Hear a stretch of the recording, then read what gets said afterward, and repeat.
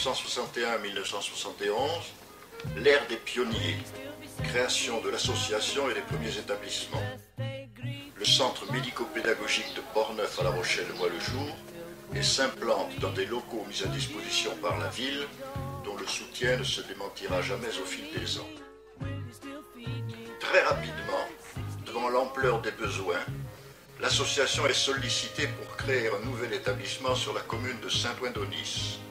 En septembre 1971, l'Institut médico-éducatif ouvre ses portes et accueille 180 jeunes enfants, adolescents et adultes de 6 à 25 ans.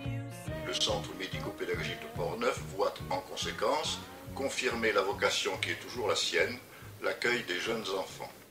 C'est une véritable passion ce travail et de voir vraiment, maintenant moi je suis avec les adolescents, donc je rencontre des jeunes que j'ai connus tout petits et alors de voir toute l'évolution de ces adolescents, c'est un véritable bonheur.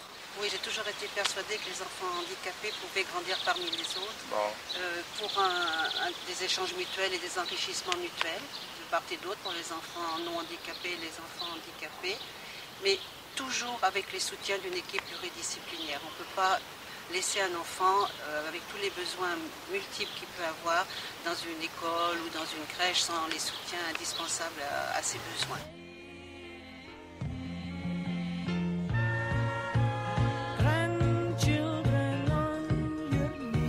Et puis on a des moments magiques, quoi. J'aime quand tu dis ça, qu'effectivement en allant en maternelle ou bien même en crèche, puisqu'on a aussi ce fonctionnement-là, j'aime quand tu dis ça parce que c'est vrai que les enfants grandissant, devenant adultes, effectivement, l'handicap aura sa place là, totalement dans la société. Il n'y a pas toute cette compassion qu'on peut avoir nous adultes. Oh, ce petit enfant, il est en difficulté. Il n'y a pas de pitié. Les enfants voilà, et c'est naturel. Et les enfants, ils se posent des questions, mais pourquoi ils se roulent par terre ou pourquoi? Mais on est là pour expliquer. Et puis, le handicap n'excuse pas tout. Et je trouve que ça tire les enfants qu'on suit vers le haut. Will you still be sending me a Valentine birthday greeting?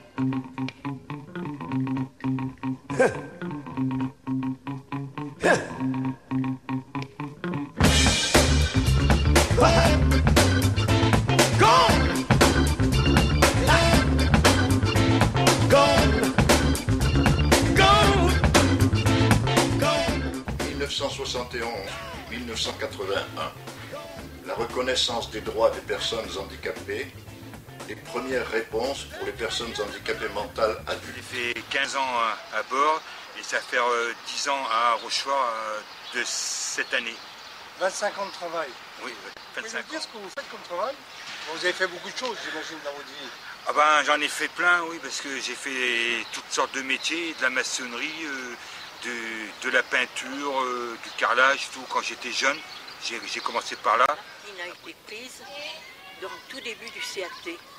Enfin, ça ne s'appelait pas un CAT à ce moment-là, c'était à bord. Hein. Oui. C'est M. Bonnet qui a fait installer son atelier et il fallait 10 jeunes pour pouvoir ouvrir. Oui. Vous voyez? Il y avait Marie-Claire comme éducatrice. Elle est rentrée à ce moment-là en 78. Ah oui, elle est rentrée. Elle devait avoir 18 ans à ce moment-là, à peu près de l'âge de ma gosse, 18, peut-être 20 ans peut-être.